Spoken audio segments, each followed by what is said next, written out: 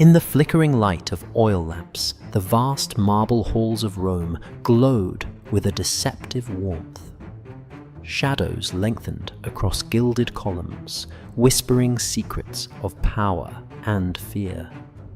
It was in these corridors that Gaius Julius Caesar Germanicus, better known by the mocking nickname Caligula, began to reveal the shape of his reign. Once hailed as a beacon of hope, the young emperor's authority twisted into something Rome had rarely seen so nakedly displayed. The marriage of sexual hunger with political control, the transformation of intimacy into tyranny. The Roman world had long known rulers who abused power, but Caligula elevated violation into ritual. He did not simply command armies or legislate from marble benches. He commanded flesh minds and the dignity of those around him. The palace itself became a stage, and his courtiers unwilling actors in a theatre of cruelty. To dine with him was to risk humiliation. To marry in Rome was to wonder if the emperor would seize your bride for himself. To possess beauty was to invite imperial appetite. No one was safe. Not the senator's wife, not the soldier's daughter, not even those closest by blood. Historians tell us his reign began with promise. Adopted into the lineage of Augustus Caligula's early days seemed a fresh dawn after the long, weary rule of Tiberius. Crowds hailed him as a liberator, as the young prince, whose laughter might sweep away the gloom of Capri's tyrant. He was charming, intelligent, and skilled at winning favor. But beneath the applause, something darker brewed. Whether it was illness, paranoia, or the intoxicating effect of unchecked power, Caligula soon transformed into a man who blurred every boundary Rome held sacred. The most chilling accounts describe banquets, where senators and nobles reclined on couches, waiting for the emperor to speak. Instead, Caligula's gaze would wander over their wives. He would summon a woman with a gesture leading her away under the eyes of her husband, while the room dared not breathe. Minutes later, he would return his expression smug and describe in cruel detail her performance, her body, her willingness, or lack of it. What had been a gathering of Rome's elite became a ritual of degradation. Each nobleman reduced to silent complicity. Each wife transformed into an unwilling pawn in the emperor's display of dominance.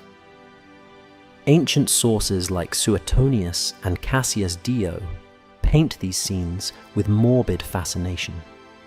They suggest that for Caligula, sex was never merely private pleasure. It was spectacle. Every conquest was meant to humiliate rivals, to remind Rome that he owned not just its treasury and armies, but its most intimate bonds. By parading his victims before their peers, he corrupted the very idea of family and honor Roman values that underpinned the Republic and the Empire alike. Rumors multiplied of wives stolen at their weddings, of lovers discarded after a night of incest, whispered with his beloved sister Drusilla. Some of these tales were surely exaggerated by political enemies eager to tarnish a tyrant's image. Yet, their persistence reveals something crucial. Caligula wielded rumor itself as a weapon. By allowing stories of excess to circulate, he deepened the climate of fear. Senators who doubted whether the stories were true lived in dread that tomorrow their household might become the next scandal whispered in Rome's streets. The boundaries of Rome's moral fabric bent and broke under this pressure. Marriage, once a sacred alliance of families, became fragile under his gaze. The banquet hall, once a place of convivial exchange, became an arena of shame. Even the sacred ties of kinship were rumored to have been twisted into tools of domination. To modern ears, these stories echo with both horror and a strange familiarity. Power unchecked has often found its cruelest expression in the violation of bodies. Yet, in Caligula's Rome, this was not hidden in shadows, but flaunted beneath candlelight, the humiliation of others paraded as imperial entertainment. In this theatre of cruelty, Caligula was both playwright and lead actor, directing scenes where lust and tyranny became indistinguishable. Those who watched had no choice but to play their parts in silence, knowing that even resistance in thought could be punished. It was not merely about indulgence, it was about control, the deliberate stripping away of dignity, until only submission remained. This, then, is where our story begins. Not in whispered rumour alone, but in a Rome where power extended into every chamber, every marriage bed, every banquet table. To understand Caligula is to understand how intimacy itself became imperial property. And as we move deeper into his reign, we will see how these acts of cruelty multiplied, weaving together rumour, reality, and fear into one of history's darkest legacies. Caligula's reign turned even the sanctity of marriage into a weapon. In Roman culture, matrimony was not merely a personal bond, but a transaction of prestige, wealth, and lineage. To take a wife by force, to tear her from husband or family, was to wound entire houses, to stain dynasties. Caligula knew this, and he exploited it ruthlessly. The stories begin with Junia Claudilla, his first wife. She was not seized, but chosen a daughter of the noble Junii family, a marriage alliance meant to tie Caligula closer to Rome's oldest bloodlines. Yet, her life was short. She died in childbirth before Caligula had become emperor. Her fate was tragic, but it was only the prelude to the cruelties that followed. With his growing power came growing disregard for consent, family, or decency.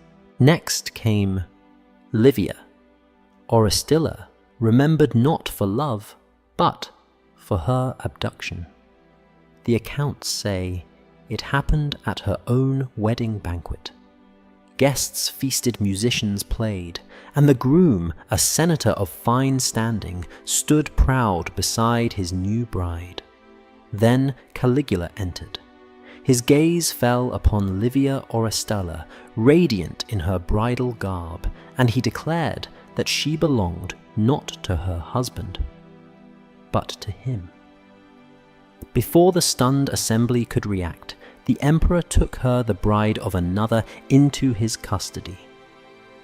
The groom was humiliated, the marriage annulled by sheer force of imperial will.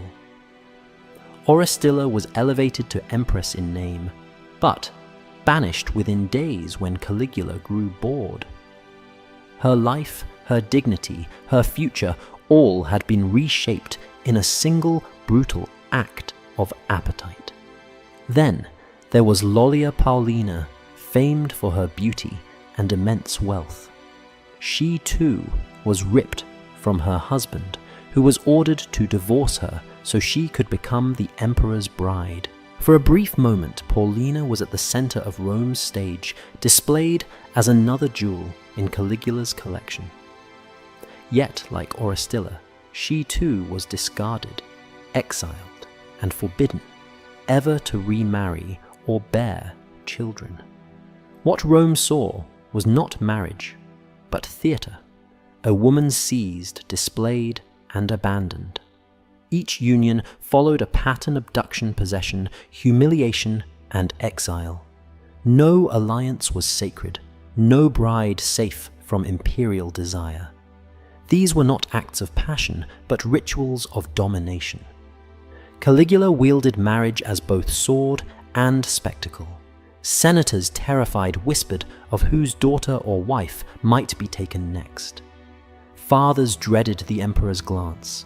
Husbands lived in silent fear. Families once proud of their lineage now trembled at the possibility of their bloodline being bound, however briefly, to his destructive embrace. Ancient writers describe these marriages not as unions, but as violations, political earthquakes disguised as nuptials. To abduct a bride before her wedding guests, to discard her as though she were a banquet dish, was to defile the very values Rome claimed to cherish: dignity, continuity, and the sacredness of the family. Caligula's message was clear. No institution, no ritual, not even marriage lay beyond his reach. Rome had known emperors who manipulated unions for political advantage. Augustus had arranged and rearranged marriages across the Julio-Claudian line to bind allies and strengthen heirs. But Caligula's version was different. He married not for dynasty, not for legacy, but for sport. He twisted an institution meant to preserve honor into one designed to annihilate it. In doing so, he broke more than vows. He broke the fragile trust between emperor and elite, turning every wedding feast into a potential stage for abduction. Thus, in the shadow of Caligula's reign, brides were not symbols of hope or continuity. They were warnings. Every forced union whispered the same message into Rome's ears: your daughters are mine, your wives are mine, your pride is mine, and I will take, discard, and destroy them as I please. If marriage was one arena of domination, the banquet was another. Roman dining halls were designed for spectacle, marble floors reflecting the glow of oil lamps, couches arranged in elegant triclinium-style silver platters carrying delicacies from every corner of the empire. But under Caligula, these feasts were transformed from celebrations of abundance into stages of degradation. Ancient accounts describe how the emperor delighted in parading the wives of Rome's senators and nobles before assembled guests. Draped in fine garments adorned with jewels, these women were not honored participants, but unwilling exhibits in Caligula's theater of humiliation. With a gaze that could silence the room, he would inspect them like cattle at market, commenting on their appearance, weighing their allure. The room would grow taut with fear because everyone knew what might follow. At a gesture, Caligula would seize whichever woman caught his eye. Before her husband, before the Senate's most powerful men, she would be escorted into a private chamber. The doors closed, and the emperor's will became her prison. What transpired inside was less important to him than what came after. When he emerged, he would recount with mocking detail her performance. He relished describing their intimacy, not in private whispers, but in public jeers, turning a woman's violation into a weapon against her husband. Imagine the senators seated around those couches, forced to laugh, to nod, to hide the rage burning behind their eyes. To object was to invite death. To remain silent was to endure the public stripping of one's honor. Rome's elite had always prized dignity, the dignitas that defined their standing in society.